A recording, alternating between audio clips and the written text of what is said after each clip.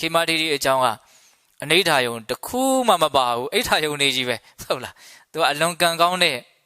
နော်ဘိက္ခုနီမပေါ့ပြောရမှာပေါ့နော်ဒါသူလုပ်ခဲ့တဲ့အလုပ်တွေရဲ့အကျိုးဆက်ပေါ့နော်အဲ့ဒါနဲ့သူယဟန်ပြုတ်ပြီးတော့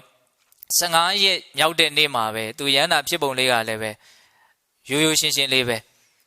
သူကဥပုပ်အိမ်မှာစီမီထွန်းတာရှိတယ်ဥပုပ်ပြုတ်မယ်ဆိုတော့နော်အဲ့ဒီစီထဲမှာစီမီခွက်ဆိုတာကပေးသူတို့သိပါတယ်နော်မီးစာလေးထည့်ပြီးတော့စီထဲမှာမီးစာလေးထည့်ပြီးတော့ထွန်းတာတော့သူကကြည့်တဲ့ရင်စိတ်ဝင်စားတယ်ကောင်းတယ်ဒီတောက်နေတဲ့မီးလေးကဒီစီနဲ့အကြောင်းအကျိုးဆက်နွယ်နေတယ်ပေါ့နော်သူကမီးတောက်လိုက်တာနဲ့အဲ့ဒီတောက်လိုက်တဲ့မီးကအလကားတောက်တာမဟုတ်ဘူးနော်စီကိုဝါးသွားတာပေါ့နော်တစ်စက္ကန့်တောက်တယ်ဆိုရင်တစ်စက္ကန့်သာစီလေးရမှာဖြစ်သွားတော့ကုန်းရတယ်ပေါ့အဲ့ဒီကုန်းတဲ့နေရာကိုအောက်ကသူ့အောက်မှာရှိတဲ့စီကအစားထိုးလာသူကဆွဲလိုက်တဲ့သဘောဖြစ်သွားတာ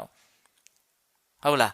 အဲ့တော့အဲ့ဒီနေရာကိုနောက်ထပ်စီကလည်းပဲဘာဖြစ်လာအစားထိုးလာတယ်ဒီလိုနဲ့သူစီကိုစုပ်ပြီးတော့မီးအောက်ခြေကစီကအမြဲတမ်းလောင်အဲ့တော့တေးချဦးဇင်းတို့ညံလေးနဲ့ကြည့်မယ်ဆိုရင်စီကအမြဲတမ်းမဖြစ်နေတော့ကုန်းနေတယ်နော်အဲ့တော့ဦးဇင်းတို့တော်တော်ကြီးကြာတော့မှစီလေးဖင်ကလောက်ကြံတော့မှအော်စီလေးကုန်းသွားတယ်လို့သိတာအမှန်ကအဲ့လိုရုတ်တရက်ကုန်းသွားတာမဟုတ်တတိတိနဲ့အချိန်တိုင်းမှာဖြစ်နေတော့ကုန်းနေတာအချိန်တိုင်းကုန်းနေတယ်ဆိုတာလေးကိုဦးဇင်းတို့မြင်တတ်ဖို့လိုတယ်ပေါ့အဲ့ဒါနဲ့အရန်တူတယ်ဘွားကဒါကြောင့်မလို့ဦးဇင်းတို့ပြီးတော့မှကျမ်းစာတွေထဲမှာပေးတဲ့တို့လည်းသိပါတယ်နော်ဒီရုပ်တဲ့နန္တတွေရဲ့ဖြစ်ပေါ်နေပုံကိုဘယ်လိုဥမာပေးတော့ဒီပဇာလာဝိယနော်စီမီလေးတောင်းနေသလိုလို့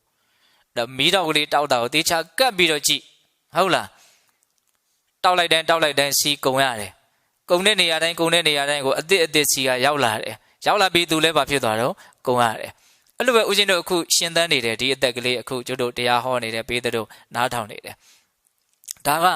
စီနဲ့မီးစာနဲ့တူတဲ့အကြောင်းတရားပေါ်မှာအမိပြုတ်ပြီးတော့ဒီရှင်သန်မှုမီးတော့ကတောင်းနေတာအထူးသဖြင့်ကျတို့စားထားတဲ့အာဟာရတွေရှိမယ်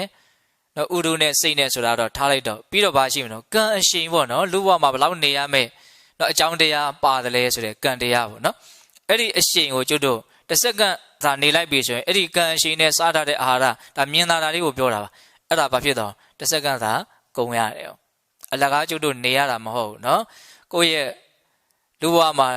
နေခွင့်ရအောင်လုပ်ခဲ့တဲ့ကံတရားတွေကိုဖြုံးတီးရင်းနဲ့ကျတို့ရှင်သန်ခွင့်ရအဲ့တော့အချိန်တိုင်းဟာအလွန်တန်ဖိုးထားစရာကောင်းတယ်ဆိုတာလေးကိုလည်းတွေးမိသွားနိုင်တယ်ပေါ့ဒီဥစ္စာအလကားငါရှင်ရတာမဟုတ်ဘူး